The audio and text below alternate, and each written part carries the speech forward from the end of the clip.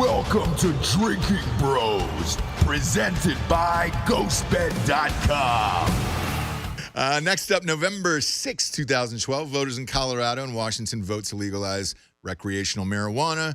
Some of the first states to do so. How long until you think the entire country flips to legalize marijuana? I think within 5 years, I think there'll be a big backlash against it because they made fun of me in my custody trial like 3 years ago. They go, so you believe George Soros is weaponizing the marijuana to brain damage everybody? And I said, no, that's the media spin. Marijuana is 20, 30 times stronger than it used to be, kind of like fentanyl's 50 times stronger than heroin. And I know a lot of people, it's ruined their lives, people that have gone schizophrenic because they're smoking really strong weed. Some people are going to have a heart attack and are aggressive because they're not smoking weed. Mm-hmm. It helps some people that work all day and go home and smoke a couple hits at night. I get it. I'm for decriminalization. But my God, it's turning people into zombies. And in this spectator world where productivity's down, people are getting lazy, it's definitely a gateway because now they're spiking it with all sorts of weird stuff. I know a lot of people who've lost family members. Some of your guys you work with, have lost, one of them lost his girlfriend because a vape of marijuana or of THC was spiked with fentanyl. Killed her, boom. I know my lawyer's son just died because he thought it was heroin and it was fentanyl. Killed him deader than a hammer. And so I know a bunch of people have died from this stuff. And so now they've made it so strong that it really, because used to, they had marijuana listed as a hallucinogen and as this really high schedule drug. Well, now it really is. I mean, I had Joey Diaz one time at a fight like 10 years ago in Houston with Joe Rogan. He goes, here, eat this cookie.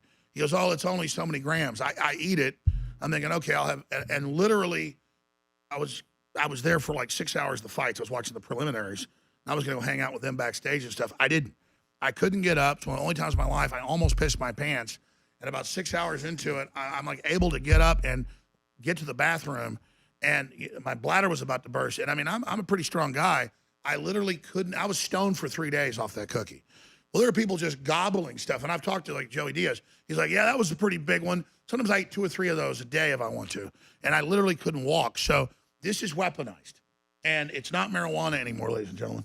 What do you think? I don't know if I wouldn't say it's weaponized. I think it's just everybody has different tolerance levels for that stuff, and people don't realize it. Oh, it's just weed. That phrase, it's just weed, has been said a bunch of times. Or it's just a plant. Well, so's Black Nightshade. Yeah, so smoking it, you're not going to get, there's a ceiling on how high you're going to get smoking it, but if you take like concentrated oils and stuff like that, probably should maybe test a little bit out first, then do a little bit more. My God, I'm scared of it. Because I'm not a person that's afraid.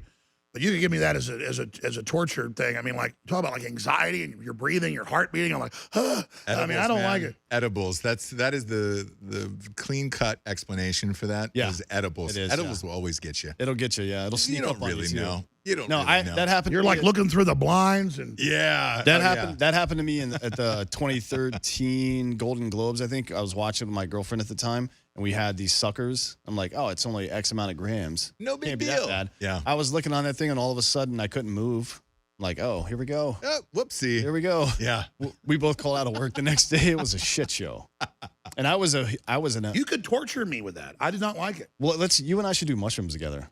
Have you ever done mushrooms? Oh, no. My ex-wife will sue me if I tell her mushroom. I've never done anything. No, I've really never done DMT, though. Oh, really? Because Dan wants to go down to Peru and do ayahuasca here. Yeah. I get invited on a regular basis. Have you done it? No. Man, there really are other dimensions. And, they have people that go to these events, and 50 people see the same thing. Okay, so it's another dimension, and it's aliens. Sure. And I knew about this when I was a kid because I heard people that were involved in government projects that were doing it. I didn't know what they were talking about when I was a kid, but my mom just had some friends that were involved in those projects, and they're like, yeah, we're trying to map out these levels, talking to the elves, what we call them. It's kind of like the little technicians. They're more like robots, but then there's some really, and I'm like, here's when I'm a kid, on a road trip with my mom, with one of her friends, and then, later hearing stuff about it. My parents weren't involved in it, but they knew people in San Francisco working with universities and the government. And after I talked about it on Joe Rogan earlier this year, he had another professor on going, well, actually, it's about to be declassified that in Japan and England and the U.S., DMT drips are like astronauts. We're going in. We've been mapping it for decades. They've been mapping it. They're talking to the dudes. That's why the Aztecs were all doing the stuff and all of them. And they're not nice. And if you get into this, like, God is not going to get involved in our free will.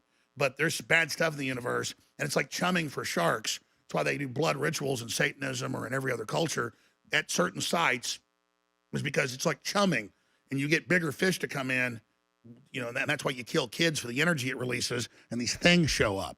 And so a lot of these DMT trips, these places you go in Peru or Costa Rica, is you'll have practitioners that aren't the government doing their own research, and they're actually going to bring some people in and then designate somebody that's going to get attacked by these entities in this deal.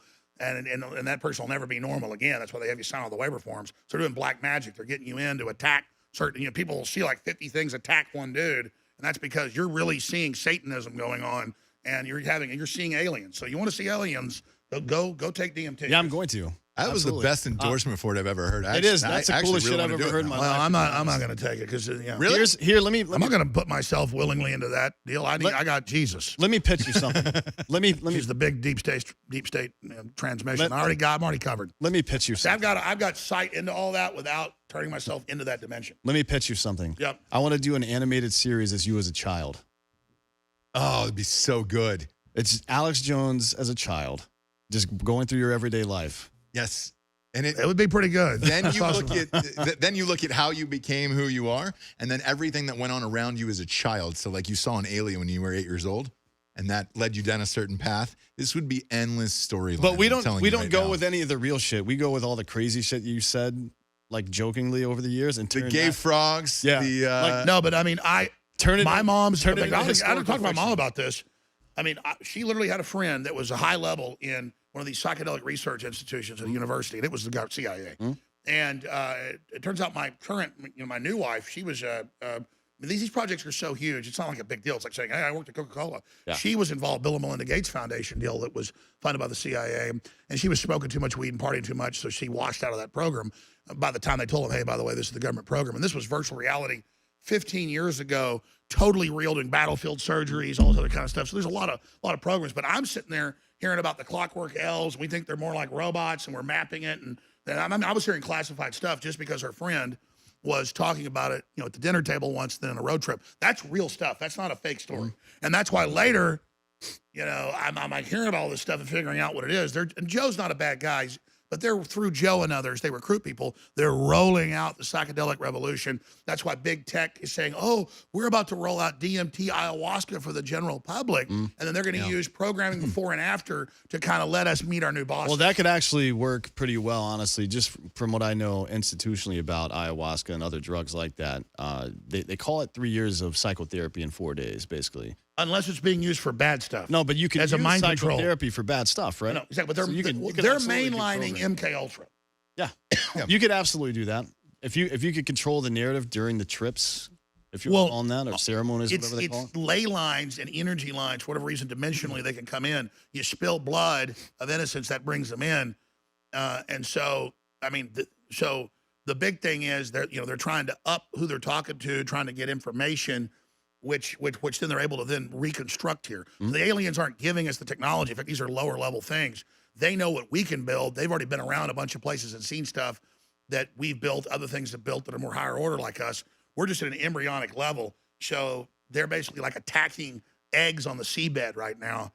And they're lower level creatures, but they're attacking us at our embryonic level and trying to like twist us and then get us to build these systems for them.